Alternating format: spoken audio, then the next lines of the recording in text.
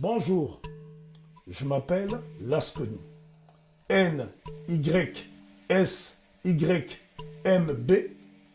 est l'acronyme de Ngumbulu Yasangi Yaminabantu, prénom totémique Congo qui signifie le lion de la brousse qui dévora les braconniers.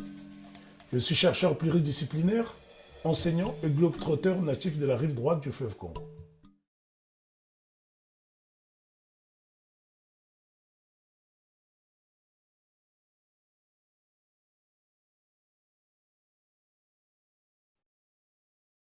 L'intitulé de mon intervention est Congo et Bukongo aux Antilles. Le Bukongo est l'ensemble des traditions Congo. C'est une fourmilière qui contient à la fois des proverbes, des adages et des récits traditionnels. Et nous avons également le Kimuntu, qui définit notre humanité. Lorsqu'on parle du Kimuntu, chez les Congos, c'est la manière d'être, la façon d'être. Et rares sont les sociologues qui sont penchés sur cette expression. Nous ne pouvons pas parler des Congo des Antilles et du Congo aux Antilles sans faire une brève description du royaume Congo, dont le vrai nom est Congolien Totila. Congolien Totila avait pour capitale Mbanza Congo, dans l'actuel Angola, ville qui existe encore, que les Portugais vont rebaptiser Sao Salvador, qui signifie Saint-Sauveur. Et là, nous sommes dans les égrégores, parce que les Africains ont dû livrer deux batailles. Une bataille à la fois physique et spirituelle. Le Congolien Totila était le plus vaste royaume en termes de superficie d'Afrique. Il s'étendait du nord de l'Angola jusqu'au Gabon en passant par la République démocratique du Congo et le Congo dit Brazzaville. Ce qui en faisait la plus grande fenêtre maritime sur le golfe de Guinée. Et un événement tragique va précipiter le déclin de ce royaume dont les récits souvent remontent à l'époque de la pénétration portugaise. Mais le royaume existait bien avant l'arrivée des Portugais. Et pour cela, il serait intéressant pour nous de nous appuyer sur quelques sources livresques, mais aussi iconographiques. Parce que le Congo, en tant que territoire, foisonne de grottes où l'on trouve les plus vieilles sources historiques de l'Afrique équatoriale, notamment dans la région de la Bwenza, mais aussi dans des localités comme Boma, Matadi, où on a une multitude de grottes. Et dans ces grottes, nous avons des peintures rupestres, mais aussi des peintures pariétales, qui peuvent nous informer sur la vie d'antan.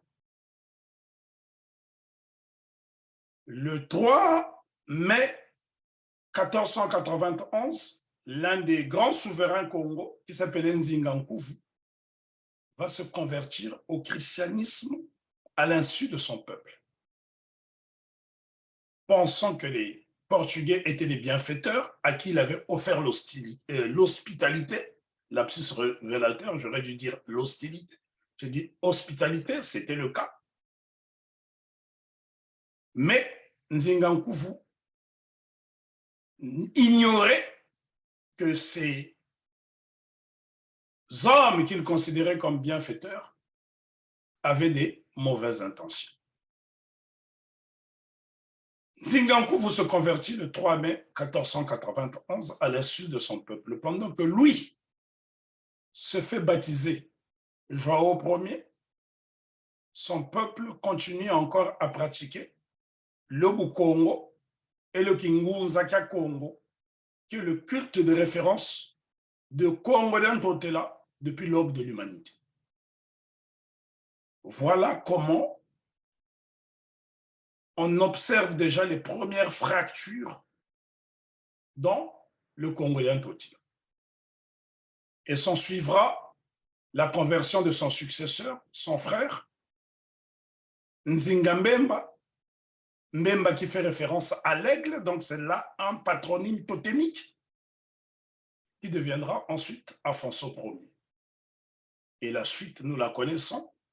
Nous aurons des Nicolas Ier, des Afonso Ier, des Afonso II, des Antonio Ier, etc., etc. Mais il y a un événement tragique qui survient le 29 octobre 1665. C'est la bataille d'Ombouila. La bataille d'Ombouila sera un événement traumatisant qui va signer le déclin du Congolais Ntotela parce que le roi Antonio Ier sera décapité et sa tête sera exhibée. Et s'en suivra une fissure définitive. C'est ainsi qu'on va observer les premiers vassaux dans le royaume Congo, dont notamment le royaume du Luango. Il est important pour les historiens de faire le distinguo entre empire et royaume. L'empire a pour vocation de s'étendre dans les récits ancestraux, c'est-à-dire la littérature orale, les chants populaires. Nous n'avons aucun récit qui fait référence à une quelconque guerre d'expansion territoriale des souverains Congo. Donc le Congo ne peut pas être considéré comme un empire, mais comme un royaume dont les frontières étaient intangibles. Dès 1608, le Mani-Congo, le Ndotila, donc les Européens l'appellent le Mani-Congo, mais nous on l'appelle le Ndotila, qui est le titre de civilité de chaque souverain Congo, va prendre l'initiative d'envoyer un ambassadeur pour convaincre le roi du Portugal de mettre fin aux razzias négrières. Parce que le Congo, en tant que royaume, est prospère. Pour la bonne et simple raison, nous avons une grande production métallurgique. C'est l'industrie du fer. Tenez compte du contexte de l'époque. Lorsque nous parlons de l'industrie, il faut tenir compte de la technologie de l'époque. Donc, dans le royaume Congo, l'une des grandes activités, c'était le métal. Et nous avons beaucoup de sites archéologiques, une fois encore, inexplorés et inexploités, où on trouve des résidus de fer, ce qui atteste de cette activité de l'époque. Le Ntotsila va envoyer Yaya Nsakune Vunga en tant qu'ambassadeur pour aller convaincre le roi du Portugal de demander aux missionnaires et à certains de ces sujets d'arrêter les razzias négrières parce que depuis la fondation du royaume, il n'y avait jamais eu le trafic d'êtres humains parce que le Kimuntu l'interdit. L'un des préceptes du Muntu nous rappelle Zaladia Bantu Kadena Koko, ce qui signifie il n'existe pas de déchetterie humaine. Donc l'humain est sacré dans le Kimuntu et chez les Congo. Le Kimuntu fait partie du Congo, qui est la tradition Congo. L'hémorragie humaine n'a pas pu être arrêtée. Le voyage de Yaya Nsakune Vunda, d'abord au Portugal, durera plusieurs mois, puisqu'à l'époque, le seul moyen de transport, l'avion n'existant pas, le seul moyen de transport pour aller dans des contrées aussi lointaines, c'était le bateau. Mais le bateau, c'était le bateau à voile. Donc, il n'était pas aussi rapide qu'un bateau à moteur. Cette première mission au Portugal se soldera par un échec. Yaya Nsakune Vunda poursuivra son voyage au Brésil. Puisque le Brésil fait face à l'Angola, il suffit d'observer les cartes pour s'en convaincre. Et c'est ce qui explique que le Brésil sera le premier foyer Congo hors du continent africain. Jusqu'au XVIIe siècle, les Congos vont créer un État qu'on va appeler le Quilombo de Palmarès. Zumbinganga n'est rien d'autre que la déformation de Nganganzambi, qui est un titre de civilité qu'on donne à un prêtre, à ne pas confondre avec le curé. prêtre vient de prêtrise comme maître vient de maîtrise. C'est très important. Donc, chez nous, le guide spirituel, le Ndumo, est aussi appelé Nganga Nzambi. Et donc, les Portugais vont simplement l'appeler Zumbi Nganga parce qu'ils ne savaient pas comment prononcer exactement le nom. Mais dans ce Quilombo, il n'y a pas que les Congo. Puisque Zumbi va réussir à créer un système de collecte d'or clandestin qui permettra à d'anciens esclaves africains, aussi bien originaires du Dahomey, l'actuel Bénin, Nigeria, Togo, Sénégal et bien d'autres, pour obtenir une importante quantité d'or qui permettra de racheter la liberté de la plupart de ces esclaves auprès des négriers portugais. C'est ainsi que ces derniers seront affranchis. Malheureusement, l'État de Palmarès ne réussira pas à se consolider. Ça, c'est également un échec que nous devons noter dans la diaspora. C'est ce qui explique qu'au Brésil, malgré le fait que la colonisation portugaise a été l'une des plus aliénantes, l'Afrique reste sacrée. Yaya Nsakoune Vunda va donc se rendre à Rome, où il y avait plusieurs États de cité papale. Le Vatican en est le dernier qui a survécu grâce à ce qu'on appelle les accords du Latran, signés par le régime de Benito Mussolini et le cardinal Gaspard en 1929. Donc, il va arriver au Vatican, qui est la principale cité papale en Italie, et malheureusement, épuisé par le voyage, il ne fera pas long feu, il décédera. C'est ce qui fait de Yaya Nsakoune Vunda le seul Africain de type négroïde qui a été enterré dans une des basiliques du Vatican qu'on appelle Santa Maria Maggiore, Sainte Marie Majeure, qui est située pas loin de la gare de Rome à Termini, pour ceux qui souhaiteraient voyager pour vérifier ces faits. Je vous donne là des références vérifiables. Voilà comment le Ndotila avait procédé pour pouvoir stopper l'hémorragie humaine qui avait été occasionnée au Congo d'Ndotila par les Portugais, que les Européens appellent la traite négrière transatlantique, que nous, chercheurs et historiens africains décomplexés, nous avons intitulé Maafa. Maafa est une expression empruntée à la langue kiswahili par les historiens afro-américains et afro-caribéens de langue anglaise.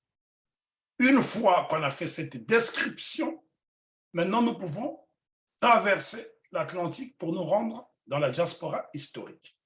Et là encore, une bonne précision est nécessaire. L'Afrique a deux diasporas. La première diaspora, c'est la diaspora historique qui est issue de la déportation des Africains vers le Nouveau Monde, donc Antilles, Amérique, Proche-Orient. La deuxième diaspora, c'est la diaspora continentale qui est issue de l'émigration. Donc, lorsque nous parlons de la diaspora, de façon globale, nous pensons à la diaspora historique. Rendons-nous donc aux Antilles. Le plus grand foyer Congo aux Antilles, c'est Cuba. Il y a 3 localités où les Congos se sont affirmés et établis de façon durable. Le premier foyer Congo à Cuba, c'est Matanzas. Matanzas est un nom qui fait référence au Bukongo. Ça vient de Matanza, Matanza, Matassa. Ce sont là des patronymes très communs chez les Congos. Vous avez également Cardena et la Havane. Si vous allez à Matanza, par exemple, il se trouve une place qui s'appelle la Plaza de la Rumba. Rumba est le rythme Congo que les Congos ont emmené pendant leur déportation à Cuba. Rumba est la mauvaise prononciation des Espagnols de Nkumba, qui signifie nombril. Pourquoi nombril? Parce que les Congos, lorsqu'ils dansent, de façon générale, ils dansent toujours, il y a toujours un couple, homme et femme, donc un couple hétérosexuel, homme et femme, pour être un peu plus précis. On pourrait citer parmi les pionniers de la rumba moderne du Congo, moderne entre guillemets, Polo Kamba du Congo dit Brazzaville et Wendo Kolosoy de la République démocratique du Congo. Ça, ce sont ceux qui ont été les premiers à recueillir ce nouveau rythme et qui vont l'adapter, le réadapter. Donc, Kumba donne rumba. Et lorsqu'on vous allez à Cuba, notamment à la Havane, tous les dimanches, il y a un rituel qu'on appelle le rituel des rumberos et des rumberas. Les rumberas, ce sont les femmes qui battent du tambour, parmi lesquelles on pourrait citer Dolnis Ofaril, qui est une des plus grandes percussionnistes qui joue tous les dimanches. Et le lieu s'appelle Callejón de Amel. C'est à La Havane, c'est vérifiable. Ça, c'est un fait marquant de la survie des rythmes et cultes Congo à Cuba. Mais Cuba a la particularité d'abriter la plus puissante société secrète masculine des Amériques. C'est la société secrète des Abaquois. Abaquois est une société secrète qui change de nom, mais qui a été, dont les membres ont été quasiment décimés au Congo. C'est le Lemba dia Congo. C'est pour cela que les Congos, lorsqu'ils veulent parler de secret, on parle de Mfundu. Mais s'ils veulent parler des choses encore plus secrètes, c'est-à-dire des choses initiatiques, qui ne sont accessibles qu'aux initiés, ils parlent de Mieku-Lemba Kamiteoko.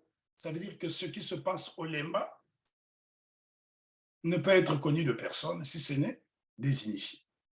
Et les Abaquois vont donc aussi, avec le temps passé à Cuba, les langues se perdent, l'usage de la langue se perd, ils vont commencer à inventer de nouvelles expressions, des noms de code, dont le plus célèbre est Congo Karabali. Ça a donné lieu à plusieurs disques, notamment chez Chouchou Valdés, chez Orlando Maraca Valle, qui est l'un des plus grands flûtistes cubains.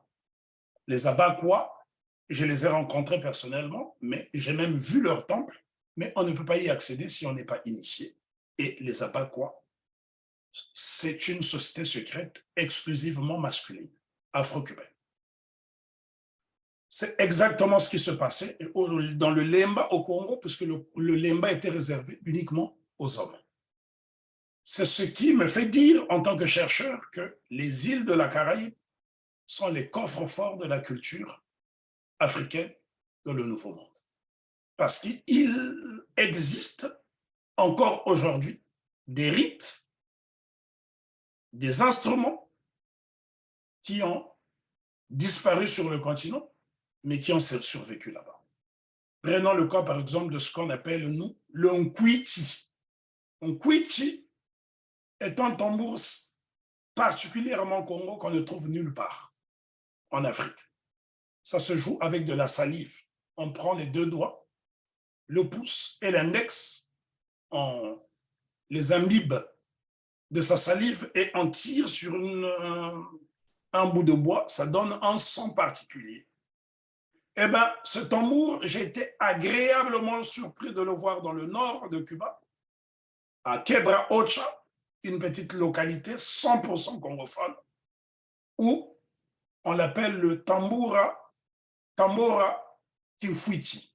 Kifuiti qui signifie tout simplement en Kikongo, sculpture ou statue. Et donc, c'était à moi, en tant que Congo, de leur dire non, ça s'appelle le Nkwiti, puisque dans mon enfance, au Congo, nous en fabriquons pour jouer, mais ce n'était pas des vrais Nkwiti. Et les vrais Nkwichi, je les ai retrouvés à Cuba. Et chose extraordinaire, c'est que les Congos de Cuba ont la particularité d'être très jaloux de leur culture. Ils ont même réussi à créer ce qu'on appelle un camouflage des divinités. Camouflage des divinités, pourquoi? Lorsqu'on parle de divinité chez les Congos, dans les cultes Congo, il n'y a pas de divinité, il y a les ancêtres, ce qu'on appelle les Bisimbi Bia Congo. Donc les piliers, ce sont les gardiens du Congo, ce sont des esprits invisibles. Ben, eux, étant donné que la grande majorité des Africains qui ont été déportés à Cuba sont d'origine Yoruba, il y aura une sorte de condensé des spiritualités africaines, ce qui donnera la santeria. La santeria n'est rien d'autre que du vaudou avec des rites chrétiens. Mais ces rites chrétiens permettaient aux Africains qui pratiquaient leurs cultes ancestraux de préserver les cultes originaux. Et par exemple, Ogun, qui est une divinité yoruba, vaudou, on va l'appeler San Antonio. Et le rite Congo qui s'appelle Tomakwenda Yaya, non Congo qui signifie fais attention à toi, aîné, sera appelé San Lazaro, qui signifie Saint Lazare. Donc, voyez-vous, mais pour celui qui ne maîtrise pas le bout Congo ou la langue Congo, il va attribuer tout cela à du syncrétisme. Mais ce n'est pas du syncrétisme, c'est du camouflage. Et donc, j'ai eu à faire ce travail en parcourant plusieurs localités de Cuba, particulièrement celles du nord où les Congos sont concentrés. Il y en a aussi quelques-uns dans le sud, notamment à Guantanamo. Et c'est ce qui explique que des grands musiciens afro-cubains qui faisaient le son de Montuno comme Arsène Rodriguez n'ont pas hésité à affirmer leur bout Congo dans plusieurs chansons. On pourrait aussi citer le cas des grands poètes comme Kio Lèvre qui affirment leur bout Congo dans des chansons. Mais le plus célèbre des Congos, c'est Ibrahim Ferrer, qui a été enterré dans le cimetière de Colón à La Havane. Et quand on observe sa tombe, il tient, sur la photo, il tient un bout de bois que les Ngunza appellent, alors ça c'est quelque chose d'extraordinaire, on l'appelle un kawa, parce que le kawa c'est le talisman que tout adepte du Kingunza porte. Et si vous écoutez la salsa ou le son de Montuno, les Afro-Cubains ont tendance à chanter Caballo. Caballo fait référence au Nkawa, qui est donc un bout de bois qui protège tout adepte d'Ingunza. Et c'est ce qui explique que si vous allez dans des localités comme Trinidad de Cuba, ville classée au patrimoine mondial de l'humanité par l'UNESCO, vous trouverez notamment des groupes qui font référence à toute cette culture que je suis en train de vous expliquer. Donc, en gros, le Bukongo a été préservé jalousement par tous les Congos ont été déportés parce que les Congos, ce sont des gens qui sont très ancrés dans leur tradition. Puisque la première des choses qu'ils apprennent lorsqu'ils viennent au monde, c'est Zulian Kento, Zulian Zambi. Chez nous, on est père par présomption, mais on est sûr de sa mère. Et ça, ce sont des choses qui ont survécu. Et donc, vous avez les Mamanganga et les Tatanganga parmi ceux qui sont les tradis praticiens de Cuba. Et c'est aussi ce qui explique que dans la médecine cubaine, on puise énormément dans la médecine traditionnelle. Bon, là, il y a plusieurs influences. Je ne vais pas seulement attribuer cela chez les Congos. Prenons maintenant le cas des instruments de musique. Dans les instruments de musique, l'instrument le plus répandu, aussi bien aux Antilles que dans les Amériques, c'est ce qu'on appelle les maracas. Notamment au Brésil, il y a même une distinction qu'on appelle les maracas d'or, qui est l'histoire étant ironique, ironie de l'histoire, Le premier musicien africain qui recevra cette distinction n'est autre qu'un Congolais, un Congo, Orlus Mabele, que tout le monde connaît, qui était le leader du groupe Loketo qui nous a quittés il y a 2 ans, paix à son nom. Et Maracas, on appelle ça maraca au singulier, maracas au pluriel, aussi bien à Cuba qu'au Brésil. Eh bien, c'est un objet culte chez les Congos, notamment dans le Kingunza, puisque nous appelons ça Nsakala, Simba Nsakala. Voilà. Ce sont des instruments qui assurent la rythmique dans la musique afro-cubaine, afro-brésilienne, notamment la samba, qui vient de Nsamba. Nsamba, qui signifie le vin de Pâle, qui est donc une boisson rituelle. Et lorsque nous faisons le tour des bars à Cuba, puisque la Cuba a la particularité, même dans les bars tenus par les Afro-Cubains, même les Cubains d'autres origines, puisque à Cuba, les Noirs ont réussi à coloniser leurs anciens maîtres culturellement et culturellement, et vous trouverez des inscriptions comme Malafu, Malafu qui n'est autre que la boisson en langue congo. Voilà autant d'explications que je pourrais donner sur la survie du Bou-Congo à Cuba.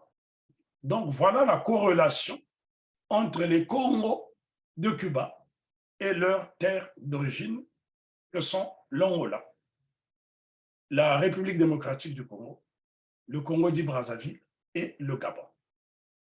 Donc les premiers Congos qui arrivent sur l'île d'Hispaniola ne sont pas tout à fait sur la grande île, ils se retrouvent sur une petite île qu'on appelle l'île de la Tortue, où on trouve encore le Bou-Congo. Mais les populations, beaucoup de populations ont bougé vers la grande île, notamment au nord, et c'est ce qui explique que la première capitale de la République d'Haïti, c'était le Cap français qui est devenu aujourd'hui le Cap haïtien. J'ai consacré un film à cette histoire qui s'intitule « Haïti, l'union fait la force ». Le film est disponible sur mon site Nizim Lasconi, l'univers.com, vous pouvez le commander. Et dans cette ville du Cap sera déporté un homme du nom de Makanda, qu'un historien mulâtre du 19e siècle du nom de Thomas Majou va mal orthographier le L de trop, ce qui donnera Makandal. Mais Makandal n'existe pas, c'est Makanda. Kanda qui signifie famille, Makanda ou Musikanda, c'est le membre de la famille. Et c'est toutes ces expressions qui ont été empruntées à la langue au Congo. Vous avez aujourd'hui un film qui a cartonné, qu'on appelle Wakanda. Wakanda, c'est ce qui appartient à la famille. Donc ce n'est pas seulement de la fiction. Le film, certes, c'est la fiction qui se projette dans le futur, mais le nom Wakanda a été emprunté à la langue Congo. Donc nous qui sommes locuteurs de cette langue, nous n'avons pas été étonnés par le succès de ce film, puisque beaucoup d'éléments de notre tradition ont été empruntés pour donner du lustre à ce film. Makanda, connu sous le nom de Makandal, premier héros de la résistance à Saint-Domingue, devenu aujourd'hui Haïti, va créer une société secrète qu'on appelle Koulou. Mais Koulou n'est autre que la déformation d'un Koulou, qui signifie ombre, parce que tout ce qui se fait au Lemba se fait à l'ombre. Miegu Lemba, Kamite Okwaku. Ce qui se fait au Lemba se fait à l'ombre et doit être inaccessible aux profanes. Makandal était ce qu'on appelle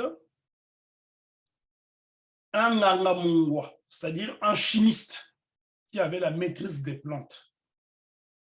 Et aussi bien des plantes médicinales, mais aussi des plantes qui pouvaient permettre d'empoisonner les maîtres. Et si Makandal n'avait pas été trahi par un couillard de son groupe, probablement que Haïti aurait obtenu son indépendance plus tôt, parce que lui ne menait pas la guerre de façon frontale, il tenait compte des rapports de force, donc c'est une grande stratégie militaire. Son objectif était de former les nègres de maison pour pouvoir empoisonner leurs maîtres. Makandal sera brûlé vif en 1758 et 1758 correspond à la naissance d'un certain Jean-Jacques Dessalines, dont les ancêtres étaient originaires du Dahomey, actuel Bénin. Sur Haïti, on pourrait dire beaucoup de choses sur le Bou-Congo, puisque nous avons encore des rythmes que vous trouverez que j'ai fait un parallèle entre le tambour de Brazza, excellent percussionniste africain, originaire du Congo, dit Brazzaville, qui joue des rythmes qu'on retrouve encore à Haïti. Et lorsqu'ils ont été invités là-bas en 2017, lorsqu'ils ont joué, mais les Haïtiens se sont posé des questions. Qui des tambours de Brazza, eux, jouaient le vrai rythme? Finalement, le frère Émile Beyenda, leader du groupe des tambours de Brazza, affirmera que le vrai rythme Congo était encore joué en Haïti. Donc, ce qui nous conforte dans notre position de dire que les îles de la Caraïbe sont des coffres forts du Congo, tradition et culte Congo. Allons en République dominicaine, j'aurais dû même commencer par là, puisque Haïti et la République dominicaine partagent la même île. Vous avez une localité qui s'appelle Villa Melia, où se trouve la Confredia del Congo. Et leur particularité de jouer un tambour qui leur est exclusif, c'est le congito, qui vient de Congo. Et dans les instruments de la musique afro-caribéenne, Cuba, Brésil, vous avez le Congo, le conga et le bongo. Bongo, qui est la déformation de mbongo, qui signifie argent, monnaie. Mbongo, mbonga, qui signifie prends-moi. Bonga, qui signifie prends. Bongo, qui est aussi un patronyme au Gabon. Ça donnait lieu à des instruments. Mais le Congo et le conga sont des instruments, des petites percussions qui sont très connues, dont l'un des meilleurs joueurs s'appelait Tatahuines. Tatahuines, Tata, qui signifie père, est un titre de civilité. Et c'était l'un des plus grands percussionnistes que j'ai eu le bonheur de rencontrer en 2003. Malheureusement, quand je suis arrivé à Cuba, il n'était plus de ce monde et il avait une particularité de jouer les percussions qui nous rappelle que c'était un grand initié du lemba. Tatahuines est l'un des plus grands héros de Cuba. Lorsque vous arrivez à Cuba, vous dites Tatahuines, eh bien, les visages s'illuminent parce qu'il a influencé la plupart des grands percussionnistes afro-cubains, dont Mongo Santa Maria, qui est le compositeur du fameux Afro Blue. Bien. Nous allons terminer sur les petites Antilles en citant notamment le cas de la Guadeloupe, où on trouve un foyer de résistance culturelle et culturelle Congo, dans la commune de Capesterre-Bello, où il y a la famille Massembo, qui, tous les 1er novembre de l'année, qui correspond à la célébration de la Toussaint, fête chrétienne, il y a un rite qu'on appelle le grappe à Congo. Et les Massembo, dont le village s'appelle Massembo-Lubaki, c'est là où ils sont partis. Massembo-Lubaki, qui se trouve au Congo, sur le chemin de fer. Eh bien, figurez-vous que les Massembo